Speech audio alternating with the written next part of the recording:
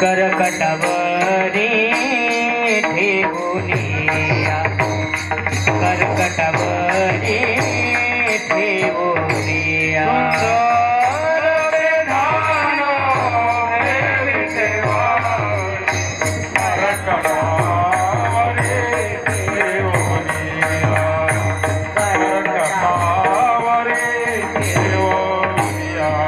तुलसी हार गळा कासे पिता कर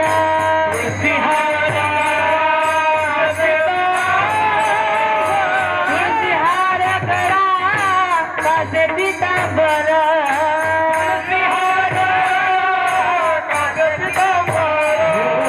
तुलसी हार गळा कासे पिता बर आवडे निरंतर ध्यान आवडे निरंतर हे ध्यान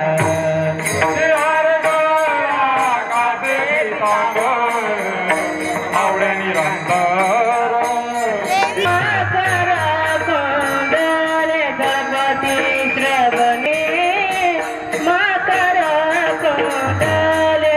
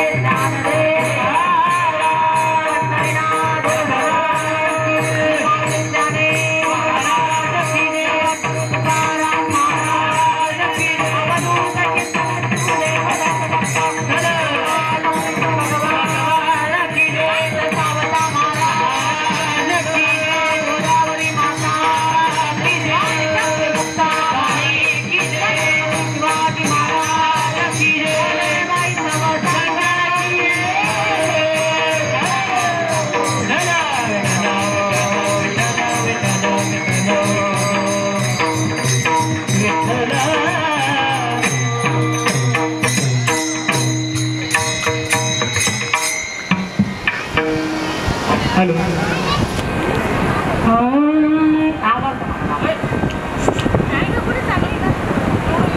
हेलो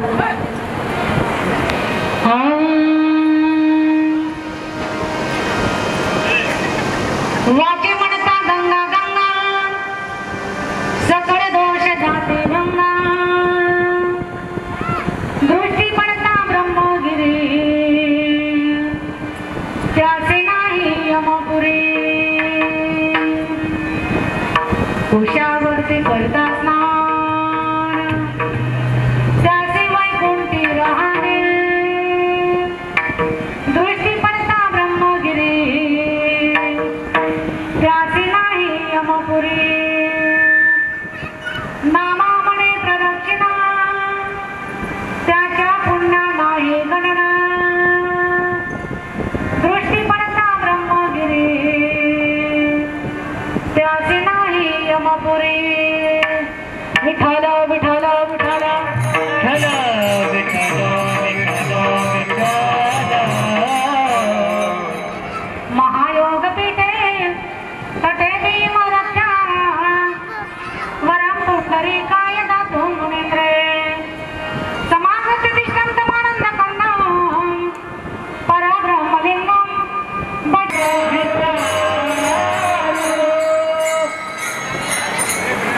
पांडुरंग गुरु प्रथम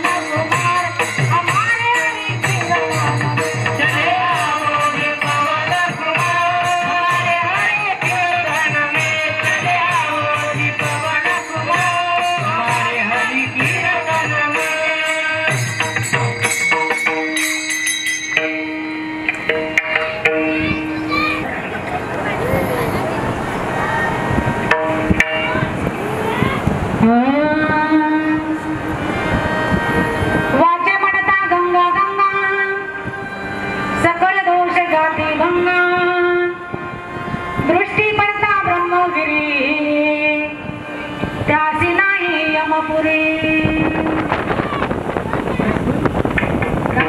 आपल्या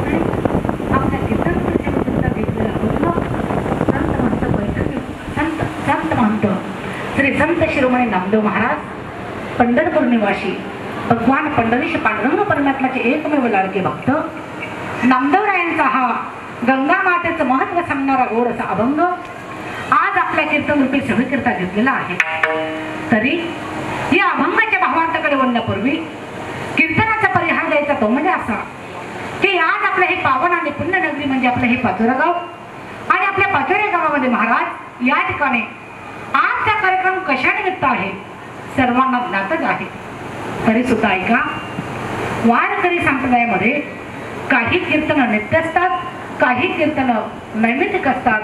आजच्या कीर्तनाचं निमित्त श्री आदरणीय पांडुरंग दिवसनमाळी व सौभाग्यवती रेखाबाई पांडुरंग माळी या दोघं दंपतींचं त्या ठिकाणी यांची चार धाम यात्रा निर्विघ्नपणे पार पडली. एवढंच नाही, नुसती यात्राच नाही केली महाराज, परंतु यात्रा करीत असताना घरी येताना आणि त्या गंगा मातेला देखील घरापर्यंत त्यांनी आणलं आणि त्या गंगा मातेचं पूजन व्हावं. आणि हा गंगा पूजनानिमित्त आजचा हा कार्यक्रम आमचे आदरणीय हरिभक्त परायण श्रीराम नाना असतील, म्हणजेच दुकानवाले नाना नाही का, नानांच्या वतीने ही कीर्तन सेवा माझ्यासारख्या पामराच्या वाटेला आली. आणि खरोखर आज आपल्या पाचोऱ्या गावातील तुम्हा सर्व संत सज्जनांचा मला पुनश्च दर्शनाचा योग आला. आणि खरोखर मी माझा प्रेम भाग्य समजते. विठाला विठा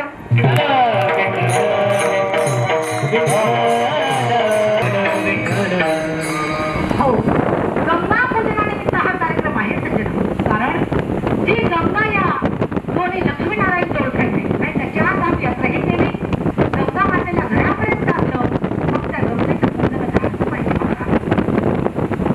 तर. आणि सुखरूप सुजलाम सुफलाम यांची यात्रा झाली, सुखरूपपणे घरापर्यंत पोहोचले. आणि आज एवढ्या मोठ्या भव्य दिव्य सूर्यपूजनाचा कार्यक्रम आणि त्या ठिकाणी कीर्तनाला उपस्थित सर्व गुणजन गायक वादक मंडळी मृदंगमणी आदरणीय हरिभक्त परायण आमचे सागर महाराज कोराळकर, गायनाला सुंदर साथ मूर्ती लहान परंतु कीर्ती महान सुंदर असं ज्यांचं गायन आहे हरिभक्त परायण मयूर महाराज हिंगोणेकर, याही बाजूला आदरणीय हरिभक्त परायण आमचे विक्रम महाराज हिंगोणेकर, म्हणजे जे गायनाला उभे आहेत ना विक्रम महाराज आमचे दिवसम दादाच नाही पांडुरंग, हा म्हणजे सारूच आहेत बरं का. आणि म्हणून ते एकटे नाही आले, सोबत महाराजांना देखील घेऊन आले. सुंदर असं ज्यांचं गायन आमच्या आदरणीय हरिभक्त परायण जनाबाईच्या स्वरूपामध्ये गायनाला सुंदर साथ करतायत. शोभाताई असतील, आमचे वेणेकरी माऊली असतील, हार्मोनियम वादक आदरणीय हरिभक्त परायण नावचा आदरणीय आमचे ज्ञानेश्वर माऊली असतील, सुंदरशी साऊंड सिस्टीम. आणि या ठिकाणी आपल्या पाचोऱ्या गावातील महाराज कान्या कोपऱ्यातील सर्व वारकरी मंडळी सर्वजण या ठिकाणी उपस्थित आहेत. सर्वांची नावं घेणं शक्य नाही. आणि तसं तर बघितलं माझ्यासाठी पाचोऱ्या गाव परक नाही किंवा तुम्ही आलेली सर्व गुणजन मंडळी सर्वांचे चेहरे पाहिल्यावर जरी मला नावं लक्षात राहत नसतील वयामानाप्रमाणे होत असतं नाही का, परंतु सगळी जवळची मंडळी आहे, सर्व उत्कृष्ट म्हणजे ज्येष्ठ श्रेष्ठ वारकरी मंडळी, सर्व गावातील गुणजन मंडळी सर्वांची उपस्थिती.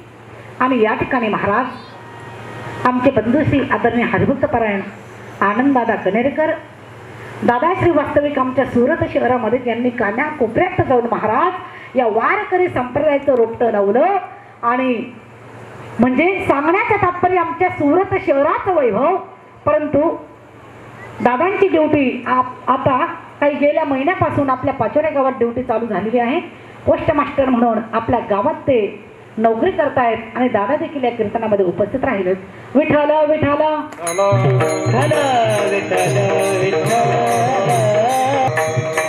हो.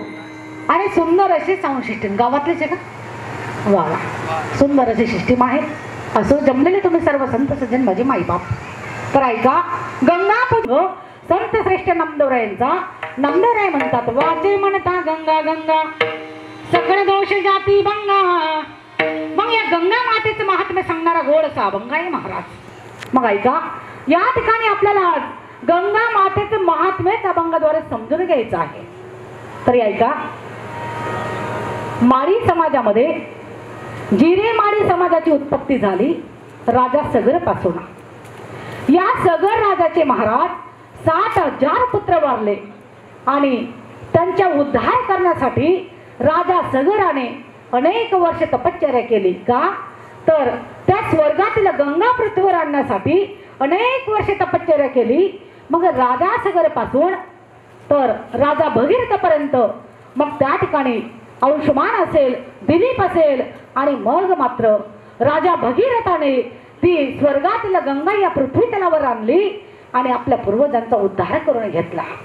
त्याचप्रमाणे या ठिकाणी आमच्या दादाश्रींनी, आमच्या ताईश्रींनी ती गंगा माता घरी आणली आणि त्या गंगेचं पूजन व्हावं आणि त्या निमित्तानं या ठिकाणी भव्य दिव्य स्वरूपामध्ये हा कार्यक्रम आयोजित केला. विठ्ठल विठ्ठल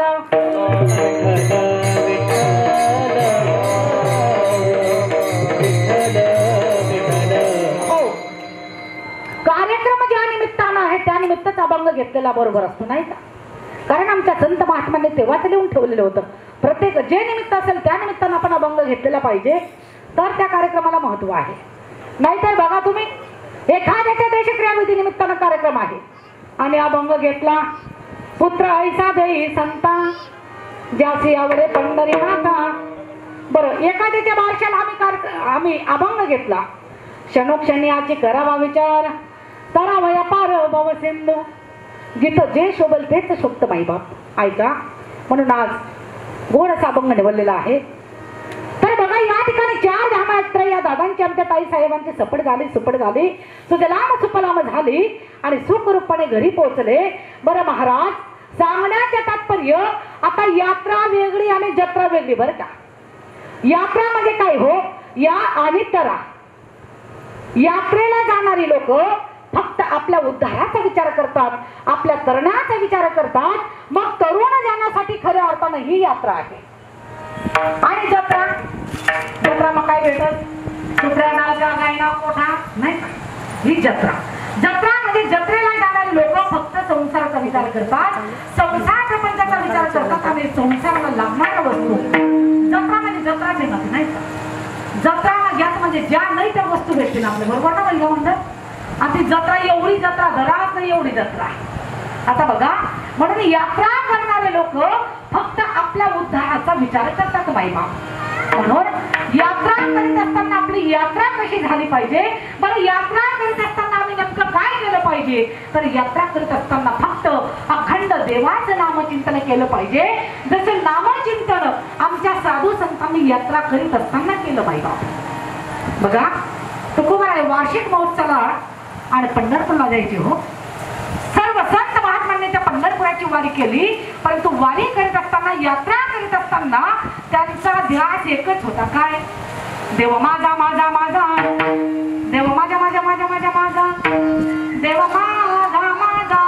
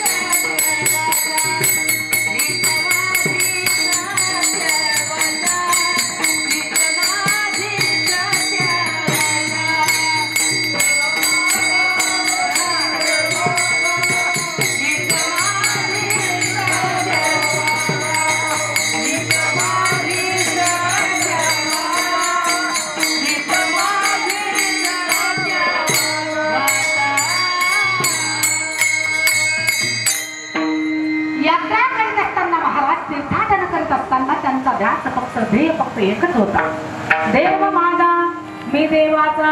आणि काय भक्ती केली हो, देव पाहावयासी गेलो, देव पाहावयासी गेलो, देवतेची होऊन गेलो. देव माझा माझा माझा, देव माझा माझा माझा माझा माझा, देव माझा माझा मी देवाचा.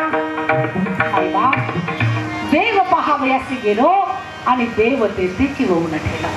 हा भाव माझ्या साधू संतांच्या ठिकाणी होता महाराज. रे सांगण्याचं तात्पर्य, तुम्ही आपण जिकडे जातो ना तिकडे आमच्या डोक्यात संसारच असतो बाबा. संसाराच्या पलीकडे आम्हाला काही सुचत नाही. बरं महिला मंडळ तुम्हाला सांगते बघा, सासूबाई आणि सुनबाई दोघं सासू सुना होत्या. सासूबाई गेल्या ना पंढरीला पायवारीला, नाही का. आता सासूबाई पंढरीला पायवारीला असताना सुनबाई आपल्या घरी. आता सुनबाईचं रोजचं जे काम चालू होतं आपलं आपलं वेळेवर चाललं होतं. आता ही म्हातारी पंढरपूरला असताना म्हातारीने फक्त तिकडचा विचार करायला पाहिजे ना.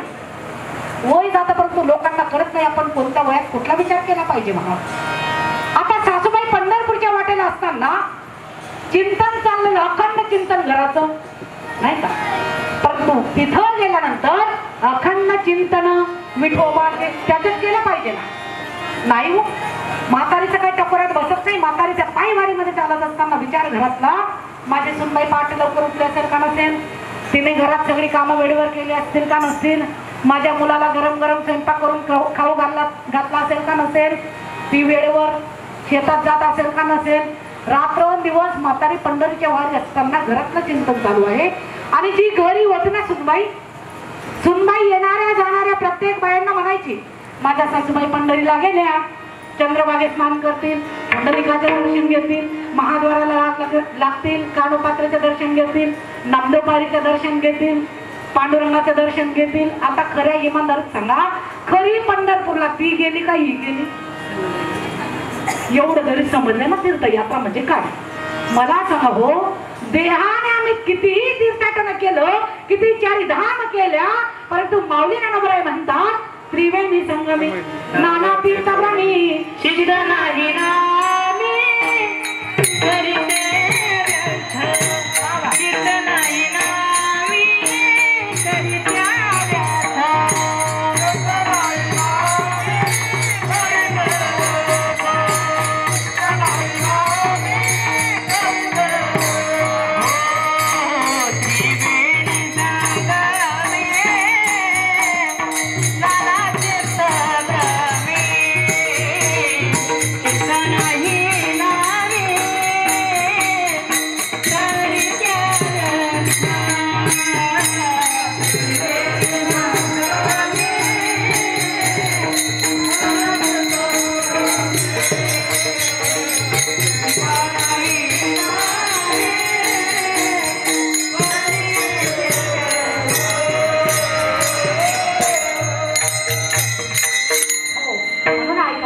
विचार केला पाहिजे. अरे जर आम्ही यात्रा करीत असताना, तीर्थाटन करीत असताना जर आमचं भगवंताच्या नामात चित्त नसेल, मग माऊली ज्ञानोबराय म्हणतात, अरे बाबांनो सर्वच व्यर्थ आहे. अरे घरी असल्या तिथलं चिंतन चालू होतं. खरी सुनबाई पंढरीला आणि सासूबाई पंढरीच्या वाटेला असताना ती राहिली घरी. मग अशी आमची यात्रा बाबा. मग कशी यात्रा, देव माझा मी देवाचा, पण आम्ही जे आपलं नाही ते आपलं म्हणतो. बायको माझी माझी माझी, पोरग माझं माझं माझं, बकऱ्या माझ्या कोंबड्या माझ. खऱ्या अर्थाने चांगला विचार केला हो, येणारा श्वास आणि जाणारा श्वास तो सुद्धा आपला नाही माईबाप. म्हणून जे आपलं नाही ते आपलं म्हणतो आणि म्हणून मनुष्य दुःखाला पात्र होतो. चला पुढे. मग तीर्थाटन करीत असताना, यात्रा करीत असताना महाराज, मग ज्या ज्या तीर्थक्षेत्रावर तुम्ही आपण जातो त्या तीर्थक्षेत्राचं परिपूर्ण संपूर्ण ज्ञान असणं गरजेचं आहे. तुम्हाला जर त्या तीर्थक्षेत्राचं सिद्ध ज्ञान असेल ना, मग ती यात्रा केलेली तुमची आपली सुजलाम सुफलाम आहे. नाहीतर बरीच लोक यात्रेला निघतात हो फक्त आपल्या मनोरंजनासाठी. मग आता मनोरंजन वेगळं आणि यात्रा वेगळी. मग यात्रा करीत असताना त्यांची यात्रा घडत नाही, यात्राची जत्रा होते. कशी जत्रा होते तुम्हाला मी संत सेना महाराजांचं उदाहरण देऊन जाईल. आता संत सेना महाराज वार्षिक महोत्सवाला पंढरपूरला जायचे हो. आता जात असताना झालं असं, दरवर्षी सेना महाराज पंढरीला जायचे ना, देवाच्या चरणावर डोकं टेकवायचे, देवाची मान खाली असायची. परंतु एकदा घडला असं, संत सेना महाराज पंढरीच्या वारील असताना वस्तारा पाजण्यासाठी एक दगड सोबत घेतला.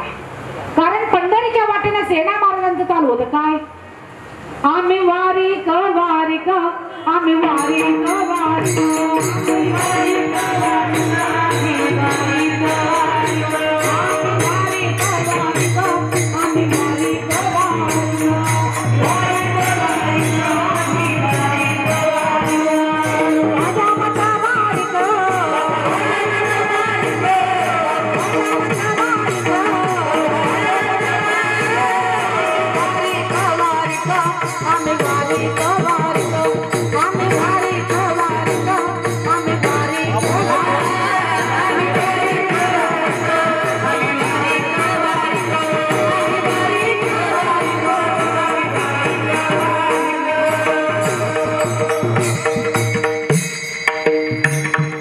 आणि महाराज त्या पंढरपुराच्या वाटेनं आणि वारकऱ्यांची हजामत करता करता, दाढी कटिंग करता करता माझे सेना महाराज पंढरपूरला गेले हो.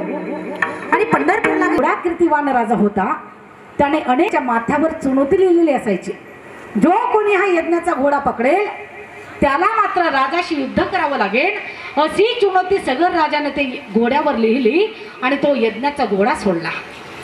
इकडे अश्वमेघ यज्ञाला सुरुवात झाली आणि तो घोडा जसा सोडला, इकडे पोरांना बोलू देऊ नका, थोडंसं काही सापडत नाही. मग त्या सगळ्या पुत्रांनी विचार केला आपण ही पृथ्वी खणून काढावी. आणि पृथ्वी खणता खणता महाराज त्यांना कपिल मुनींचा आश्रम दिसला असता त्या ठिकाणी आणि तो यज्ञाचा घोडा बांधलेला दिसला. आता या सगळ्या पुत्रांना वाटलं, पुढे जाऊन बघितलं, अरे घोडा तर आपला यज्ञाचा घोडा आहे आणि या ठिकाणी हे जे मुनी बसलेला आहे ध्यानस्थ, यांनीच चोरलेला असावा घोडा. आणि घोड्याच्या माथ्यावर चुनौती आहे, जो कोणी घोडा पकडेल त्याला राजाशी युद्ध करावं लागेल.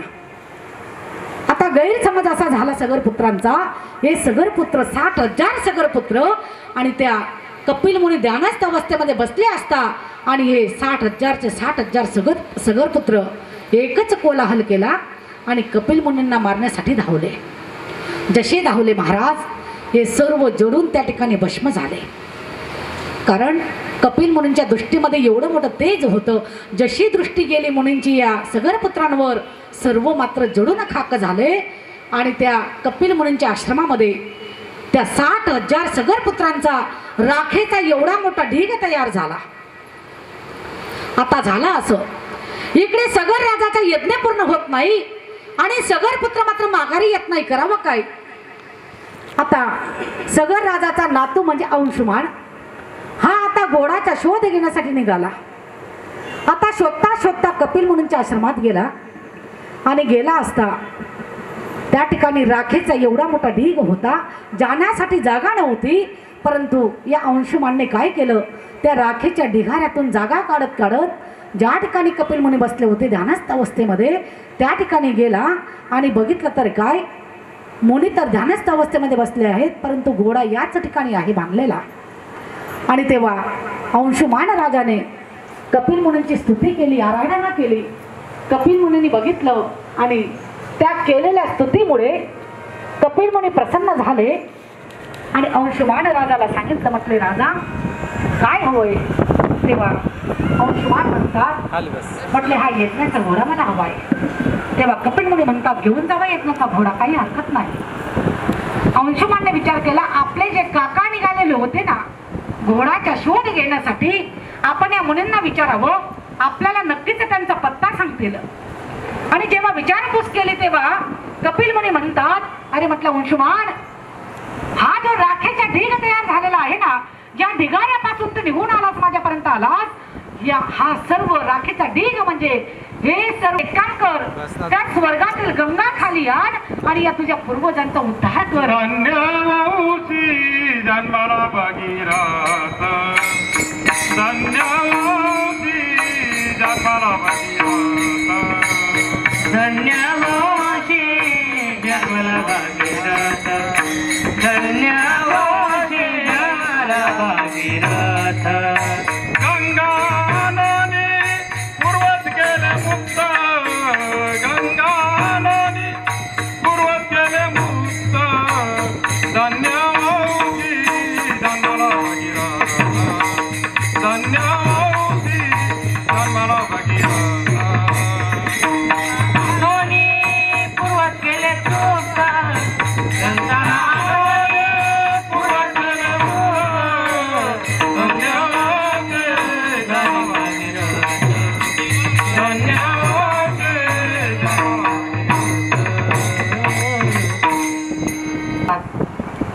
इकडे अंशुमान राजा यज्ञाचा घोडा घेऊन आले आणि इकडे राजा सगळचा यज्ञ पूर्ण झाला. आता अंशुमान राजाने तपश्चर्या करण्यास सुरुवात केली. संपूर्ण आयुष्य अंशुमान राजाचं निघून गेलं, परंतु त्यांच्याकडून सुद्धा गंगा खाली आली नाही. परत त्यांचाच मुलगा दिलीप राजाने देखील ती स्वर्गातील गंगा खाली आणण्यासाठी तपश्चर्येला सुरुवात केली. दिलीप राजाचं देखील संपूर्ण आयुष्य निघून गेलं, परंतु स्वर्गातील गंगा मात्र खाली आली नाही. मग त्यांच्याच वंशामध्ये त्यांचाच मुलगा राजा भगीरथानं ती तपश्चर्या करण्यास सुरुवात केली. बघा तुम्ही किती पिढ्यांपासून तपश्चर्या चालू होती. ही तिसरी पिढी. न जाणो या 3 पिढ्या फक्त त्यांचा एकच ध्येय त्या स्वर्गात असणारी गंगा आणि ती गंगा आपण खाली आणावी, आपल्या पूर्वजांचा उद्धार करावा. राजा भगीरथानं जशी तपश्चर्या करण्यास सुरुवात केली, महाराज काय त्यांच्या तपश्चर्येमध्ये पावर आणि त्यांच्या तपश्चर्येला फळ आलं, यश मिळालं आणि गंगा माता स्वर्गामध्ये असणारी मंदाकिनी गंगा प्रसन्न झाली आणि भागीरथ राजाला सांगितलं, राजा मी तुझ्या झालेल्या तपश्चर्येमुळे नक्कीच मात्र या धर्तीवर पृथ्वीवर येईल, परंतु माझा वेग एवढा भयंकर आहे ना, मी जर डायरेक्ट स्वर्गावरून खाली आली तर पाताळात चालली जाईल. म्हणून तुम्ही काय करा, मला पृथ्वीवर कोणीतरी अडवायला पाहिजे, काहीतरी साधन करा. आणि त्या ठिकाणी राजा भगीरथानं महादेवाची विनंती केली, महादेवाची स्तुती केली, महादेवाला प्रसन्न केलं. महादेव प्रसन्न झाले आणि राजा भगीरथ महादेवाला म्हणतात, म्हटले देवादिदेव महादेवा, तुम्ही एक काम करा, माझ्या पूर्वजांचा उद्धार करण्यासाठी मला गंगा खाली आणायची आहे, परंतु गंगा मातेचा एवढा भयंकर वेग आहे ना, त्या डायरेक्ट मात्र पृथ्वीवर येऊ शकत नाहीत, म्हणून तुम्ही आपल्या डोक्यावर धारण करा. महादेव म्हणतात ठीक आहे, बोलवा गंगेला. आणि भागीरथ राजाने बोलवलं गंगा मातेला. आता स्वर्गाहून खडखड खडखड गडगड आवाज करता करता निघाली गंगा माता. जशी निघाली इकडे माझ्या महादेवानं आपल्या जटा मोकळ्या केल्या आणि तांडव नृत्य आणि जशी गंगा आली हो तर महादेवाच्या डोक्यावर आणि मात्र माझी गंगा येऊन पोहोचली. आता गडबड झाली अशी, महादेवानं आपल्या डोक्यावर गंगा धारण केली, परंतु देवानं काय केलं, आपल्या ज्या जटा मोकळ्या सोडल्या होत्या ना, त्या जटा मात्र बांधून घेतल्या. आता घोटाळा असा झाला, जी गंगा होती महादेवाच्या जटांमध्ये अडकली, बांधली गेली. राजा भगीरथ विचार करतात, अरे म्हटलं देवा, मी माझ्या पूर्वजांचे उद्धार करण्यासाठी गंगा बोलवली, देवा तुम्ही हे काय केलं. ती स्वर्गामध्ये असणारी मंदाकिनी गंगा, त्या गंगेला तुम्ही तुमच्या जटामध्ये अडकून घेतली. कृपा करा म्हटले देवा महादेवा, त्या गंगेला मुक्त करा, त्या गंगेला बाहेर काढा आणि माझ्या पूर्वजांचा उद्धार होऊ द्या. महादेवानं एक लट बाहेर काढली आणि त्या एक लट द्वारा आणि ती गंगा मात्र प्रकट केली. फार गोड विषय आहे, लक्षपूर्वक ऐका. आता गंगा जशी प्रकट केली लटद्वारे, पुढे पुढे राजा भगीरथ चालताय आणि मागे मागे ती गंगा चालते. आता यांना कुठे जायचं होतं, कपिल मुनींच्या आश्रमात, ज्या ठिकाणी सगळ राजाचे 60,000 पुत्र जळून भस्म झाले होते. पूर्वजांचा उद्धार करायचा होता. आता राजा भगीरथ पुढे पुढे चालताय, मागे मागे आणि माझी गंगा माता चालते. परंतु जात असताना रस्त्यामध्ये झालं असं, जंबू ऋषींचा आश्रम या गंगेच्या वेगामुळे वाहून गेला आणि या जंबू ऋषींना त्या गंगेचा राग आला आणि ती गंगा, राजा भगीरथाच्या मागे जाणारी गंगा, या जंबू ऋषींनी आपल्या तोंडात आचमन करून घेतले. राजा भगीरथ पुढे पुढे चालतोय, मागे वळून पाहिलं तर गंगा गायब. राजा भगीरथ म्हणतात, अरे म्हटले झालं काय, गंगा गेली कुठं. अजून माघारी फिरले आणि चालता चालता गेले, हो समोर जंबू ऋषी दिसले. जशी दिसले आता राजा भगीरथाला वाटलं हे ऋषी आपल्याला सांगतील गंगा गेली कुठे म्हणून. आणि तेव्हा भगीरथ राजा विचारतात, म्हटले का हो मुनिवर, मी पुढे पुढे जात होतो, माझ्या मागे मागे गंगा माता येत होत्या, तुम्ही बघितलं का गंगेला, ती गंगा कुठं गेली. तेव्हा जंबू ऋषी म्हणतात, अरे म्हटले राजा ती गंगा होती का. म्हणे हो गंगा होती ना. अरे म्हटले त्या गंगेच्या वेगामुळे माझ्या आश्रमाची नाशनोक झाली, सर्व नायनाट झालं, मला तिचा राग आला, म्हणून मी तिला आपल्या तोंडात आचमन करून घेतली. आता भगीरथ राजा म्हणतात, अरे म्हटले बापरे, गंगा प्रसन्न होत नव्हती, येत नव्हती, जमतेम प्रसन्न झाली तर झाली. तिच्या भयंकर वेगामुळे ती डायरेक्ट पृथ्वीवर येऊ शकत नव्हती. मी कसं तरी महादेवाला प्रसन्न केलं तर केलं. भोले बाबाने अजून तिला जटामध्ये अडकून घेतले. पुन्हा भोले बाबाची विनंती केली. आपली एक लट बाहेर काढली. जमतेम गंगा प्रकट केली तर केली. मी पुढे चालतो, गंगा मागे चालते. आणि जसे आम्ही पुढे निघून आलो, मी माझ्या पुढे चालत राहिलो आणि ती मागे मागे गायब होई गेली. म्हणे काय मोठा गोळ झाला, गोंधळ झाला, करावं काय. आणि म्हटले मुनिवर तुम्ही हे काय केलं आणि आता तुम्ही तिला आचमन करून घेतली. म्हणे काहीही करा मुनिवर, मी तुमच्या पाया पडतो, तुमची विनंती करतो. हो माझ्या पूर्वजांचा उद्धार होऊ द्या ना. माझ्या पूर्वजांच्या उद्धारासाठी मी स्वर्गाहून ती गंगा खाली मागवले. आता महाराज तेव्हा जंबू ऋषीने काय केलं, हिमालयात गेले, आपली मांडी कापली आणि आपल्या मांडीतून मात्र ती गंगा प्रकट केली. आता मात्र राजा भगीरथ पुढे पुढे चालताय, मागे मागे गंगा माता चालते. कपिल म्हणूनच्या आश्रमात गेले आणि जेवढे काही त्यांचे पूर्वज जडून भस्म झाले होते त्या सर्वांचा उद्धार झाला. माई बाप विठाल विठाल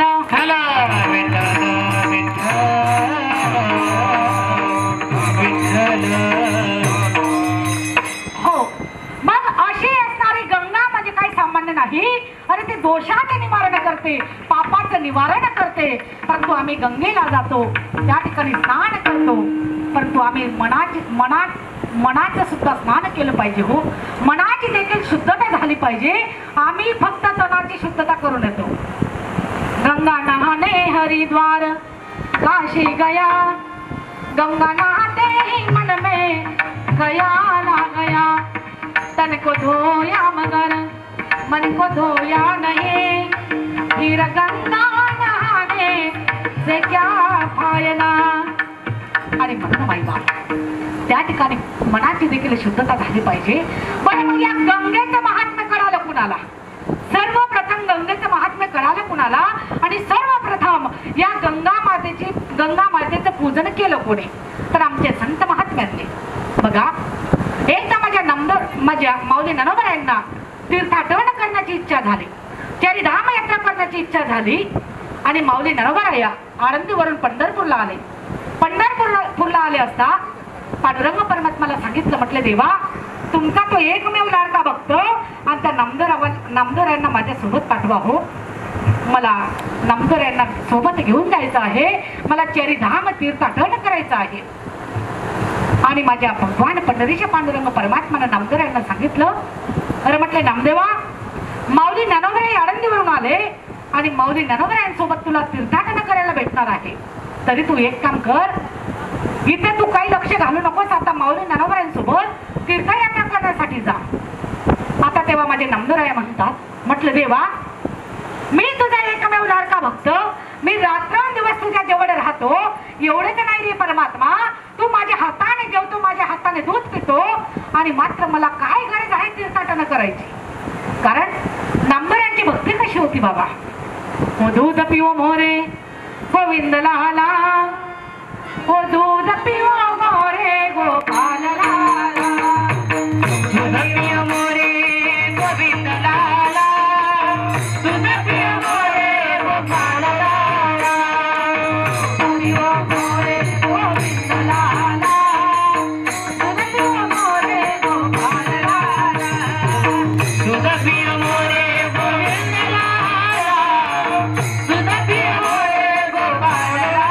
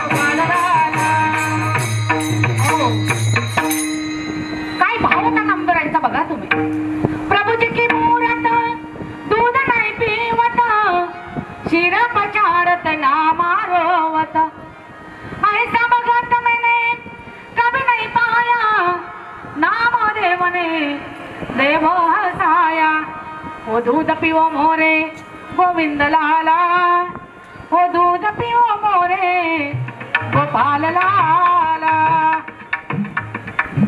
मी तर बऱ्याच ठिकाणी सांगत असते महिला मंडळ, ही भक्ती माझ्या नामदार यांनी केली हो. आमच्या हाताने प्युअर तुपाचा केलेला शिरा सुद्धा देव खात.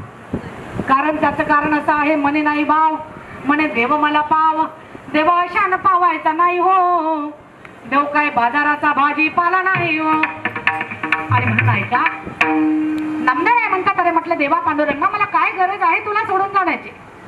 तेव्हा देव म्हणतात, अरे नामदेवा जा ना, माऊलींबरोबर तीर्थयात्रा करायला मिळेल म्हणजे काही सामान्य गोष्ट आहे का.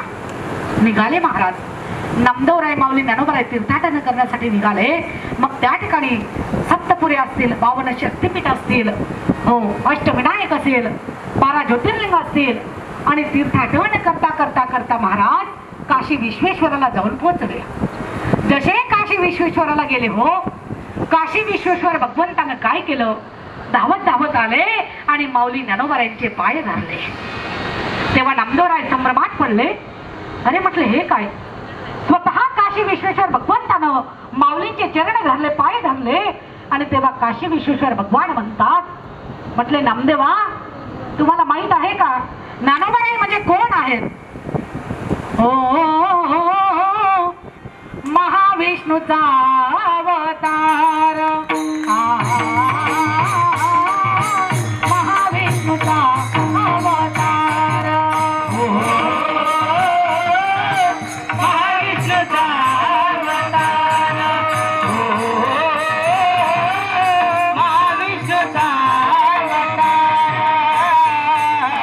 माझा ज्ञानेश्वर सखा माझा ज्ञानेश्वर, माझा ज्ञानेश्वर, सखा माझा ज्ञानेश्वर. महाविष्णूचा अवतार, महाविष्णूचा अवतार. महाविष्णूचा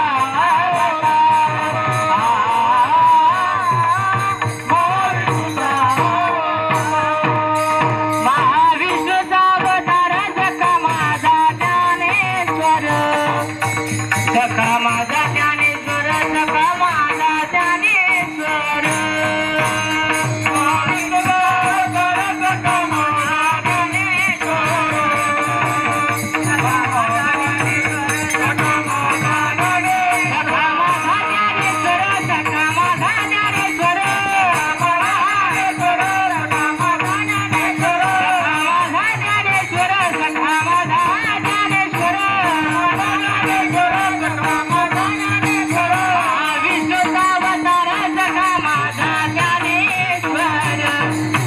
सखा माझा ज्ञानेश्वर, सखा माझा ज्ञानेश्वर,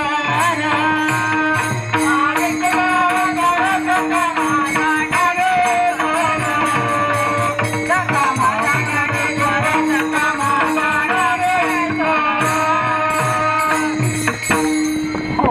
आणि काशी विश्वेश्वर भगवान म्हणतात, अरे म्हटले नामदेवा माऊली ज्ञानोबाराय म्हणजे साक्षात महाविष्णूचा कोण आहे, अवतार आहेत.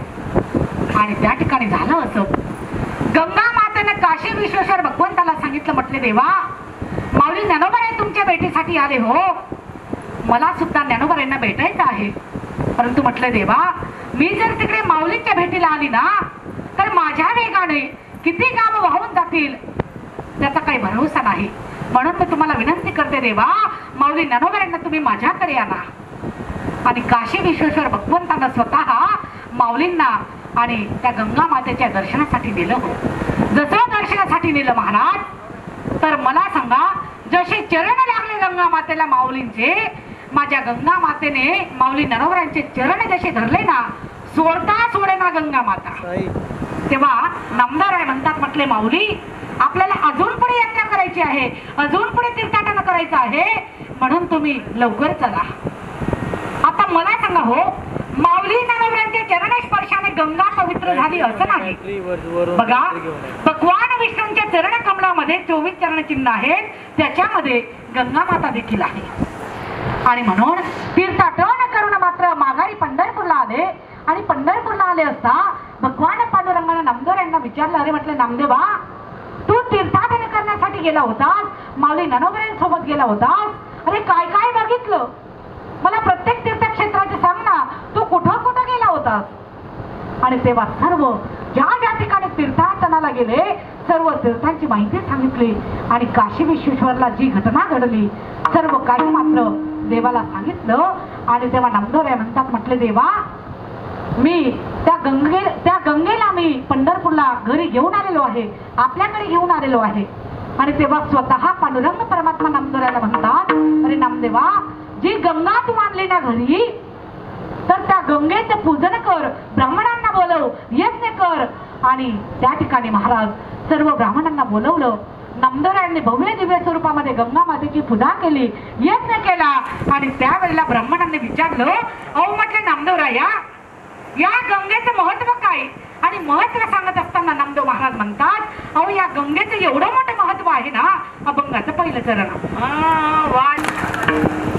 वाचे म्हणता गंगा गंगा सकळ रोषे जाती गंगा. मग महाराज आता बसल्या बसल्या विचार करा, जर आपण गंगेला गेलो नाही, स्नान केलं नाही, मग आपले पाप जाणार नाहीत का? मग माऊली नामदेवरायांनी त्या ठिकाणी अगदी सोपं करून सांगितलं, रे बाबांनो, तुमच्याकडून जाणं नाही झालं तरी चालेल, तुम्ही फक्त घरी असताना प्रत्येक काम करीत असताना काय करा, वाचे म्हणता गंगा गंगा सगळं दोष किंवा सगळं पाप जाती गंगा. आता बऱ्याच लोकांचं म्हणणं असतं, गंगेला गेल्यावर सगळं पाप धुतलं जातं. मग ते कोणतं धुतलं जातं ते बी डोक्यात ठेवा बरं का. करत न करत झालेलं पाप धुतलं जाईल. आम्ही रोज पाप करू शकतो, रोज गंगा माझा असतो, याला काय महत्व आहे नाही का? मग करत न करत झालेलं पाप गंगेत धुतलं जातं. तुम्ही म्हणाल आम्ही करा, जशी पटे तसं वागा आणि जावा गंगा मा, तसलं पाप धुतलं जात नाही. तर महाराज सांगण्याचं तात्पर्य, मग वाचेने जरी अखंड त्या गंगेचं नामचिंतन केलं तरी देखील आपले सर्व पाप नष्ट होतात, सर्व दोष आपले जातात. एवढंच नाही हो, मग त्या ठिकाणी महाराज हिमालयातून प्रकट झालेली गंगा ऋषिकेश पर्यंत आली आणि ऋषिकेश पासून त्या ठिकाणी हरिद्वारापर्यंत वाहणारी गंगा सप्तधारांमध्ये वाहते बरं का. आणि त्या सप्तधारांमध्ये वाहते त्याचं कारण असं आहे, या 7 दिवसामध्ये तुम्हा आपल्याला प्रत्येकाला एक ना एक दिवस सर्व काही सोडून जावं लागणार आहे. म्हणून त्या सप्तधारामध्ये वाहणारी गंगा तिच्या एक तरी धारेत जाऊन तुम्ही आपण स्नान केलं पाहिजे, असं त्या गंगेचं महत्व आहे. विठ्ठल विठ्ठल विठ्ठल विठ्ठल विठ्ठल विठ्ठल विठ्ठल विठ्ठल. मग यात्रा कौपर्यंत करावी, तीर्थाटन कौपर्यंत करावं. जोवरी ये सकळ सिद्ध हाय, आत चालावया पाय, तरी तू आपले सोयीत पाय, तीर्थयात्रा जाय चुकू नको. जोपर्यंत आपले हातपाय सलामत आहेत, आपली प्रकृती चांगली आहे, जोपर्यंत चालता येतं, बोलता येतं, म्हणता येतं, तोपर्यंत यात्रा आपण केली पाहिजे नाही का. मग महाराज, पण मग यात्रा केली पाहिजे. काही लोक म्हणतात म्हातारपणी जाऊ. आता म्हातारपणी यात्रा केलेली योग्य आहे का? बरं आहे का? काही वादर अरे जिवंतपणे यात्रा करीत नाहीत, मेल्यावर जातील का ते गंगेला? जिवंतपणे आम्ही गंगेपर्यंत पोहोचलो नाही, मेल्यावर खरंच पोहोचणार का? म्हातारं वारलं बरं का. असं म्हातारं वारलं, त्याला 3 मुलं होती, 3 सुना होत्या, एक वकील होता, एक डॉक्टर होता, एक इंजिनियर होता, असे 3 मुलं. असा एवढा मोठा परिवार. आता 3 मुलं, कोणी मुंबईला, कोणी पुण्याला, कोणी नाशिकला, असे 3 मुलं 3 ठिकाणी. आता म्हातारं मेलं हो. आता म्हातारं जसं मेलं एवढं बाजार कडक होतं ना, जोपर्यंत संपूर्ण आयुष्य निघून गेलं, कधी आळंदी नाही, पंढरपूर नाही, काशी नाही, वृंदावन नाही, मथुरा नाही, कुठंच काही नाही. आता म्हातारं मेलं, भरपूर अफाट संपत्ती, पण म्हातारानं चांबडांदार होतं ना, म्हणून म्हातारं काही सोडायचं नाही. आता झाला असं, म्हातारं मेले, सर्व 3 मुलं सुना, सर्व एवढा मोठा परिवार, 10 दिवस झाले, सगळं काही झालं. आता म्हातारीची अपेक्षा अशी होती, महाराज मुलांना म्हटली म्हातारी, रडता रडता म्हणायची, म्हणे बाबांनो, म्हणे दादा स्वण तुम्हाला बाप जिवंतपणे ते काही घ्या नाही, पण आता दल्ला ना आडकी तरी तटलं लय जावा शक्ती नाही का. आता मला सांगा हो, जिवंतपणे गेली नाही शक्ती, आता जाणार आहे का? जेव्हा खरी शक्ती होती तेव्हा तिथपर्यंत गेली नाही, आता हाडके पोहोचतील का? आता ठीक आहे, मुलांनी विचार केला, म्हणे जाऊ द्या, आपली माय माऊली आहे, तिची शेवटची इच्छा आहे, आपल्या बापाची आस्ती आपण गंगेला नेली पाहिजे. म्हणून आता त्यांनी काय केलं हो, गाड्या केल्या. ते काही आपल्यासारखे गेले होते का एखादी ट्रिप मा? नाही ना, त्यांनी त्यांच्या 4 व्हीलर गाड्या काढल्या आणि निघाले तिघांचे परिवार आपापल्या सेपरेट गाड्या काढल्या. आता त्यांनी एका ठिकाणी हॉटेलमध्ये मुक्काम गाठला. हॉटेलमध्ये मुक्काम गाठला असता आता म्हाताऱ्याची अस्थी होती एका तांब्याच्या लोट्यामध्ये, त्याला लाल कपडा गुंडाळलेला होता. आता झालं असं, रात्रीची वेळ, डॉक्टरची जी बायको होती ना तिला रात्री 2 वाजता जाग आली. आता तिचं लक्ष योगायोग तिचं लक्ष गेलं त्या हाडाने भरलेल्या तांब्याकडे. आता तिला काही, आता शिक्षणाच्या काही महिला असतात ना ते इंटरेस्ट घेत नाहीत नेमकं हे काय आहे ते काय आहे. आता हिला काही माहित नाही आपण चालू असते म्हणजे काय लोटामध्ये काय असतं नसतं, तिला काहीच कुठलाच आता पत्ता नाही. आता या डॉक्टरची बायको असल्या कारणाने ही तर तिच्या याच्यात होती. हिने तो लोटा बघितला, उघडून पाहिलं, लाल कपडा गुंडाळलेला पाहिलं. तिने विचार केला, म्हणे छी छी काय आमच्या डॉक्टर साहेब, खाल्लं तर खाल्लं, लोटात भरून आणलं म्हटले, कसले घाणेरडे. आता हिने काय केलं महाराज, आता मागे अशी खिडकी होती, बेसिंग होतं, मागे गेली आणि खिडकीतून ते मागे टाकला.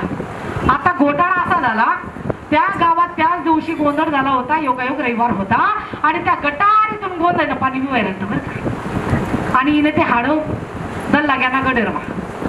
आता आली झोपली, हिने तो लोटा तिथं बाजू आणि परत त्यांची यात्रा निघाली. हो गेले नाही, हरिद्वारला गेले आणि गंगेला गेले असता महाराज घडलं असं, जी इंजिनियरची बायको होती ना तिला काही चालत नव्हतं बरं का. आता यांनी गंगेमध्ये पूजा विधी करण्यास सुरुवात केली. ब्राह्मणाने सांगितलं तिला चालत नाही म्हणजे तिला लांब ठेवा. आता या ठिकाणी त्यांची विधी चालू आहे, पूजा चालू आहे. आता ही माई माऊलीने काय केलं, इथून पुढे 10-5 पावलं तिकडे पुढे गेली, गंगेत पाय टाकले आणि तिथं बसून राहिले गंगेत. आता इथून जो पूजा विधी झाला, अस्थीचा लोटा ब्राह्मणाने विसर्जन करायला लावला आणि नेमका तो लोटा वाहत वाहत वाहत तिच्या पायापर्यंत गेला आणि तिने तो लोटा हातात घेतला. म्हणे गंगा प्रसन्न झाली, गंगेने मला प्रसाद दिला. लयमुनी दल्लाले वापस जायल दल्ला रिटर्न घर. आता घरी आणला, 2 दिवस गपचूप राहिली, तिने कोणाला गोष्ट केली नाही. तिला वाटलं आपल्याला गंगा मातेने प्रसाद दिला म्हणजेच आपण चर्चा करायची नाही. आता 2 दिवस लोटले गेले. हळूच कन तिच्या नवऱ्याला सांगते, इंजिनियरला सांगते, म्हणे का हो तुम्ही सगळ्यांनी पूजा विधी केला, सगळं काय केला, मला जरी चालत नव्हतं परंतु गंगा मातेची माझ्यावर एवढी मोठी कृपा झाली, एवढी मोठी, मला गंगा मातेने प्रसाद दिला. तो म्हणे हो म्हणा बापरे, कसं काय प्रसाद दिला मला दाखवता खरी. आता तिने तो लोटा काढून आणला. जसा काढून आणला तो म्हणे काय वो आहे काय कर, अहो म्हणा दल लावता आणि जायल दल्ला तो वापस घरला येऊ नये. सांगण्याचं तात्पर्य माई बाप, अरे जिवंतपणे तुम्ही तिथपर्यंत गेला नाही, मेल्यावर तुम्ही खरंच जाणार का, आपापला पण विचार करा. विठ्ठल विठ्ठल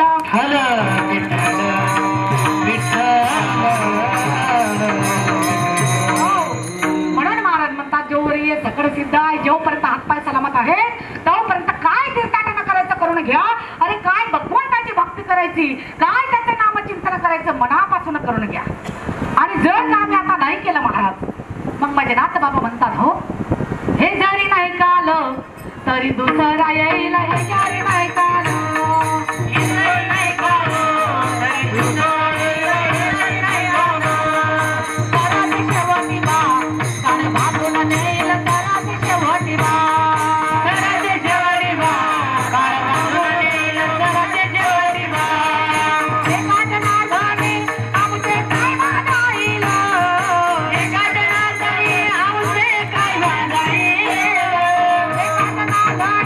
आमचे काय बाजाईल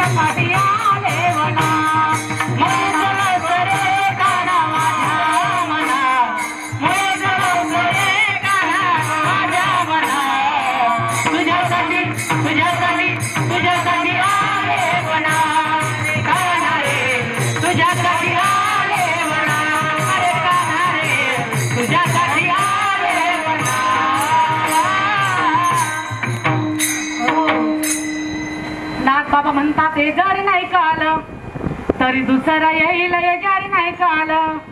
दुसरा म्हणजे काही सामान्य नाही त्याच्यापासून. अरे तुमची आपली कोणाची ते सुटका होऊ शकणार नाही बाबा. कसा येईल सरात शेवटी बा काळ बांधून नेईल सरात शेवटी बा. एकाच नादाने आमचे काय बांधाईल पिंगळा महाद्वारी बोली बोलतो देखा पिंगळा महाद्वारी. आणि मग महाराज त्या ठिकाणी बघा हो एक गंगा जरी हिमालयातून प्रकट झाली परंतु दुसरी मात्र त्र्यंबकेश्वरला ब्रह्मगिरी पर्वत आहे आणि त्या ठिकाणी गौतम ऋषींनी ती प्रकट केली. तिचं वर्णन म्हणजे नामदुराया अभंगाच्या दुसऱ्याच्या तुझी पडता ब्रह्मगिरी तुझी पडता ब्रह्मगिरी. एक लोटा जल सब समस्या का घराचा बाप एका देव जर इतका सोपा राहिला असता परंतु महादेवाची भक्ती करत असताना अंतकरणामध्ये जर निस्वार्थ भाव असेल ना तर माझ्या परमात्म्याकडे मागण्याची तुम्हाला आवश्यकता भासणार नाही. परंतु आम्ही जिकडे जातो ना तिकडे स्वार्थापोटी भक्ती चालू आहे. पण एक लोटा जल घेऊन जातो महादेवाला. देवाला म्हणतो का देवा तू सुंदर असा देह दिला घर शेती बाळी गाडी बंगला सगळं काही दिलं परमात्मा. मी तुला फक्त भेटण्यासाठी आले म्हणून जातो का देवाकडे नाही ना. एक लोटा जल घेऊन जातो देवाकडे अनेक मागण्या मागतो. देवा मला घर दे देवा मला गाडी दे देवा मला बंगला दे माझ्या मुलाचं लग्न जमू दे माझ्या घरात पाळणा घालू दे शेजारच्या विकाऊ दे आणि ते मला पटकन. असा आमचा भाव. कसा देव प्राप्त होईल कसा देव प्रसन्न होईल माई बाप. बरं चला पुढे. अरे मग जे शिव भक्त आहेत ते कैलासात जातात आणि बघा जो सत्कर्म करतो जो नीतीने मागतो जो धर्माने मागतो ना तो जातो स्वर्ग लोकामध्ये. मग या ठिकाणी नामदेवांना माहित होतं बाबा तुम्ही आपण सगळे कुठे जाणार त्याशी नाही यमपुरी.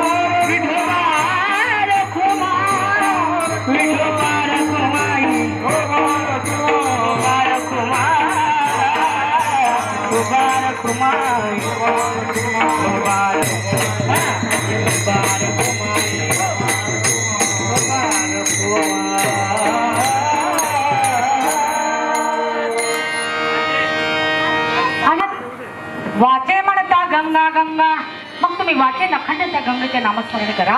नक्कीच मात्र आपले दोष गेल्याशिवाय राहणार नाही. पाप गेल्याशिवाय राहणार नाही. महिला मंडळ, एकदा सर्वांनी माझ्या मागे भजन म्हणायचं आहे. या ठिकाणी आपल्याला नामचिंतन करायचं आहे, जसं माझ्या जनाबाईंनी केलं. हो, माझ्या पाठीमागे सर्वांनी भजन म्हणायचं आहे. सुंदर फिरते बहुत,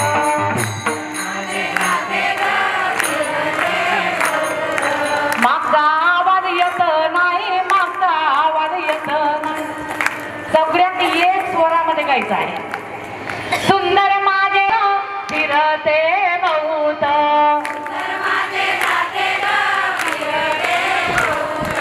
ओव्या गाऊ कौतुके तू ये रे बा विठ्ठला.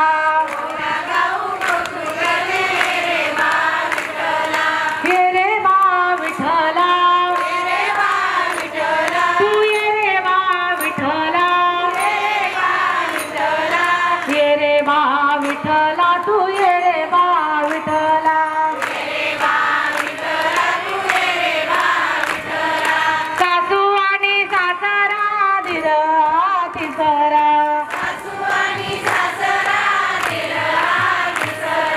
ओव्या गाऊ ग्रतारा तू ये रे बा विठ्ठला.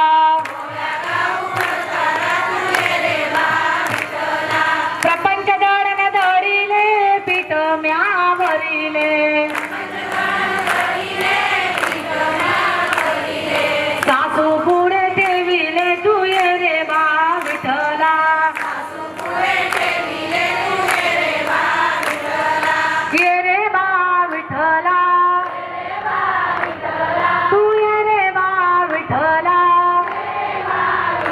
हा, ये रे बा विठ्ठला, तू ये रे बा विठ्ठला. ये रे बा विठ्ठला, ये रे बा विठ्ठला, तू ये रे बा विठ्ठला. ये रे बा विठ्ठला, तू ये रे बा विठ्ठला. ये रे बा विठ्ठला, ये रे बा विठ्ठला. ये रे बा विठ्ठला, तू ये रे बा विठ्ठला. विठ्ठला, तू ये रे बा विठ्ठला. आणि त्या ठिकाणी महाराज नामदोऱ्या म्हणतात, कुशावरती करीत असताना त्याचे वैकुंठी राहणे. आता बघा, जाता जाता शेवटच्या भक्तांत अगदी 2 मिनिटात संपवते. त्या ठिकाणी भक्त पुंडलिक यात्रा करण्यासाठी निघाला. हो, तीर्थयात्रेला निघाला असता बायकोला खांद्यावर घेतलं, आई वडिलांना दोरीने ओढीत ओढीत मात्र, आणि तीर्थयात्रा त्याची सुरुवात झाली. आणि बघता बघता कुक्कुड म्हणूनच्या आश्रमात जाऊन पोहोचला. कुक्कुड म्हणूनच्या आश्रमात गेला असता त्याने मुक्काम गाठला. त्या ठिकाणी रात्री थांबले. आता थांबले असता झालं महाराज, मध्यान्ह रात्री झाली आणि त्या कुक्कुड म्हणूनच्या आश्रमामध्ये 3 काळ्या कुंट स्त्रिया आल्या आणि त्या ठिकाणी त्या आश्रमाची सेवा करू लागल्या, झाडलोट करू लागल्या. काळ्या कुंट होऊन आलेल्या स्त्रिया सकाळी त्यांना जाताना जेव्हा पाहिलं पुंडलिकानं, पांढऱ्या शुभ्र होऊन त्या निघाल्या. कुक्कुटपणे त्यांना अडवलं. तिघांना विचारलं, म्हटले, मातोश्रींनो, अहो तुम्ही कोण आहात? तुम्ही मध्यान्ह रात्रीच्या आल्या, काळ्या कुंट होऊन आल्या, परंतु जाताना तुम्ही पांढऱ्या शुभ्र होऊन निघाल्या. तुमचा मला परिचय द्या. तेव्हा त्या 3 स्त्रिया म्हणजे काही सामान्य नाही हो, गंगा, यमुना आणि सरस्वती, त्या 3 नद्या होत्या. आणि त्या पुंडलिकाला म्हणतात, अरे म्हटले पापी, तुझ्यासारख्या पापी, बायकोचे लाड पुरवणारे, आई वडिलांचे हाल करणारे आमच्याकडे येतात, स्नान करतात आणि तुम्ही केलेलं सर्व पाप आमच्या डोक्यावर टाकून जातात. म्हणून एवढं पाप आम्ही कुठंवर घेऊन फिरावं? आणि म्हणून आम्ही काय करतो, या कुक्कुट म्हणूनच्या आश्रमात येतो, या आश्रमाची सेवा करून जातो आणि इथं सर्व पाप आमचं धुतलं जातं आणि मग मात्र आम्ही पांढऱ्या शुभ्र होऊन जातो. आणि तेव्हा त्याच क्षणाला पुंडलिकाला बोध झाला, साधू बोध झाला. तो नोरोनिया ठेला, ठाई समुराला अनुभव. आणि मग मात्र पुंडलिकानं काय केलं, एकच ध्यास, काय, फक्त आई वडिलांची सेवा नाही का. माय बाप केवळ काशी, तेने ना जावे तीर्थाशी. आता तुम्ही म्हणशात, ताई इथलं बड 2 तास जाय नाही, काय चालू होतं नाही का. शेवट मुद्दा कुठं आला, माय बाप केवळ काशी, तेने ना जावे तीर्थाशी. पुंडलिके काय केले, परब्रह्म उभे केले. किंवा तुका म्हणे, माय बाप अवघे देवाचे स्वरूप. मायबाप माझा शेवटचा मुद्दा जरी समजला असेल तुम्हाला, मी नेहमी म्हणत असते, अरे नका आळंदीला जाऊ नका, पंढरीला जाऊ नका, 4 धाम करायला नाही कुठं गेलात तरी चालेल, परंतु मनोभावे आपल्या आई वडिलांची सेवा करा. कारण सर्वात प्रथम मोठा दैवत कोण असेल तर आपल्या घरात आपली आई आहे आणि दुसरं दैवत आपल्या घरात आपले वडील आहेत. आणि काय ताकद काय पावर, आपण दरवर्षी पंढरपूरला जातो, अरे त्या भक्तीमध्ये त्या आई वडिलांच्या सेवेमध्ये एवढी ताकद का जगाच्या मालकाला यावं लागलं. आम्ही नुसते रोज भजन म्हणतो, भक्त पुंडलिकासाठी उभा राहिला विटेवरी, दरी मलाई नकमाना विठुरायाची पंढरी. तो भक्त पुंडलिका मोठा पापी आणि दुष्ट, आई बापांची केली सेवा सारे पाप झाले नष्ट. भक्ती पाहुनी भक्ताला आला भेटाया श्रीहरी, दरी मलाई नकमाना विठुरायाची पंढरी. भक्त पुंडलिकासाठी उभा राहिला विटेवरी, भक्त पुंडलिकासाठी उभा राहिला विटेवरी, धनी मलाई नकमाना विठुरायाची पंढरी, धनी मलाई नकमाना विठुरायाची पंढरी, धनी मलाई नकमाना विठुरायाची पंढरी. आणि या ठिकाणी महाराज मग नामदेवराय म्हणतात, अरे बाबांनो, मग या पद्धतीने जर तुम्ही यात्रा केली, तीर्थाटन केलं, गंगेचं महत्व जर तुम्हाला समजलं, म्हणून प्रत्येक देवस्थानाला जात असताना सिद्ध ज्ञान असणं गरजेचं आहे. आणि एवढंच नाही, शेवटी नामदेवराय म्हणतात, अरे त्या ब्रह्मगिरी पर्वताला नुसती तुम्ही प्रदक्षिणा केली तर काय होईल. अभंगाच्या शेवटचं जाऊ दक्षिणा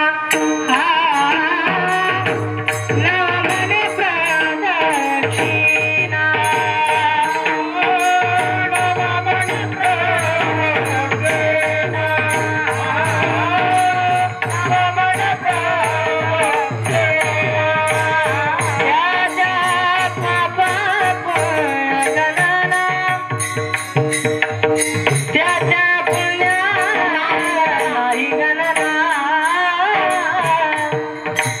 त्याच्या पुण्या नाही गणना, गणना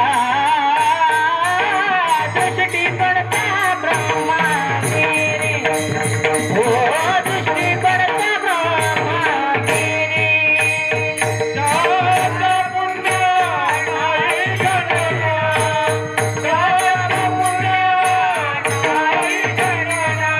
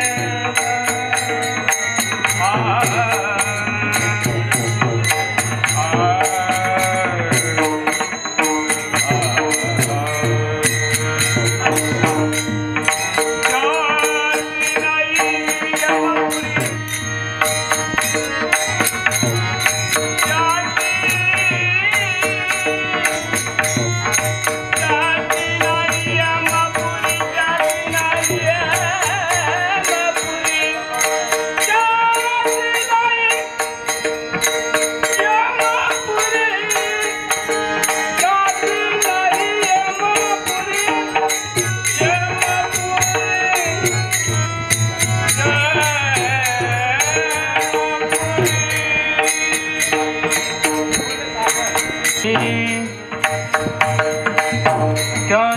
नहीं हम अपनी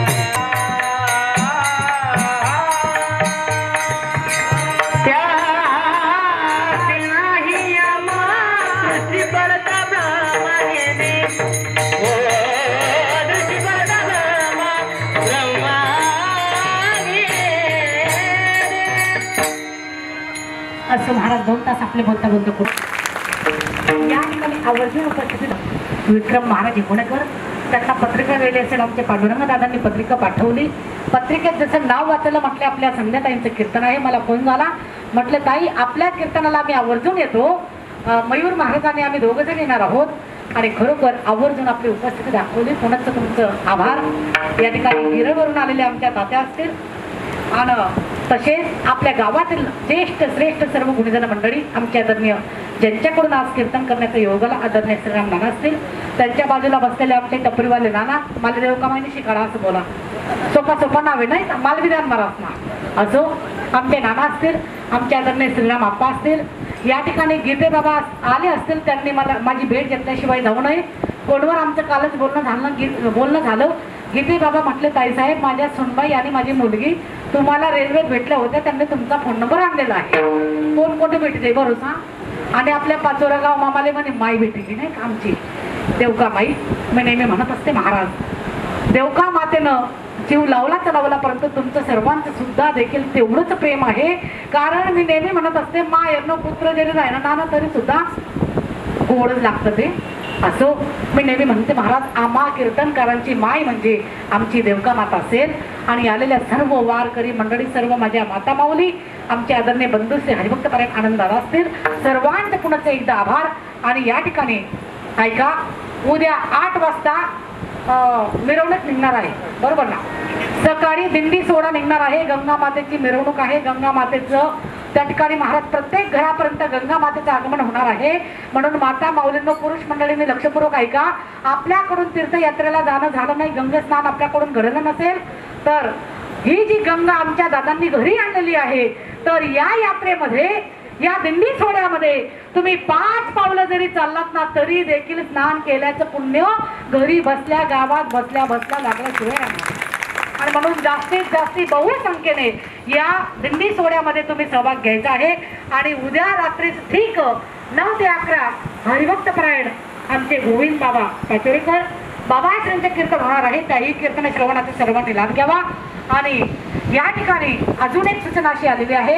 पितृपक्षामध्ये यात्रा जाणार आहे काशी अयोध्या आणि चित्रकूट आणि तशीच प्रयागराज. त्या ठिकाणी आमचे आदरणीय हरिभक्तपरायण सर्वांच्या परिचित असणारे हरिभक्तपरायण सागर महाराज कुराडकर महाराज श्री सर्वांना घेऊन जाणार आहेत, पण तुमले वापसले 3 नंबर खाता तो कोणीच राहू नये. तर ज्यांना ज्यांना जायचं असेल त्यांनी महाराजांशी संपर्क साधा. त्यांचा फोन नंबर ज्यांना लिवायचा असेल त्यांनी मोबाईलमध्ये नोंद करा. 95 45 02 83 45 असा त्यांचा मोबाईल नंबर आहे. आणि म्हणून बहुसंख्येने जाण्याचा सर्वांनी प्रयत्न करा. या ठिकाणी शिष्टीमाले भाऊ त्यांनी देखील चांगल्या प्रकारे साथ केली. सर्वांचं पुनःचा आभार आणि झालेली सेवा गंगा मातेच्या चरणी सेवेला पूर्णविराम. ज्ञानेश्वर वाले मुरली वाले ओ बंसी वाले मुरली सुना दे बंसी बजा दे मुरली सुना दे बंसी बजा दे गोपियों के वाले मुरली वाले ओ बंसी वाले मुरली वाले ओ बंसी वाले मुरली वाले ओ बंसी वाले मुरली वाले बंसी वाले. मैं तो सुना बुझ कोई तेरे प्यार में, मैं तो सुना बुझ कोई तेरे प्यार में, सब कुछ भूल गई तेरे संसार में, सब कुछ भूल गई तेरे संसार में. प्रीत जगा दे, प्रीत जगा दे, जोत जला दे, गले में लगा दे. मुरली वाले बंसी वाले मुरली वाले बंसी वाले. वो तो राधा हो गई बदनाम रे, वो तो राधा हो गई बदनाम रे, तेरे बिन हो गया मन मेरा भाव रे, तेरे बिन हो गया मन मेरा भाव रे. दास नारायण हो गया दास नारायण हो गया पावन, चरणों में ले ले मुरली वाले बंसी वाले मुरली वाले बंसी वाले. विठाल जय हरि विठाल जय. मुरली ले ले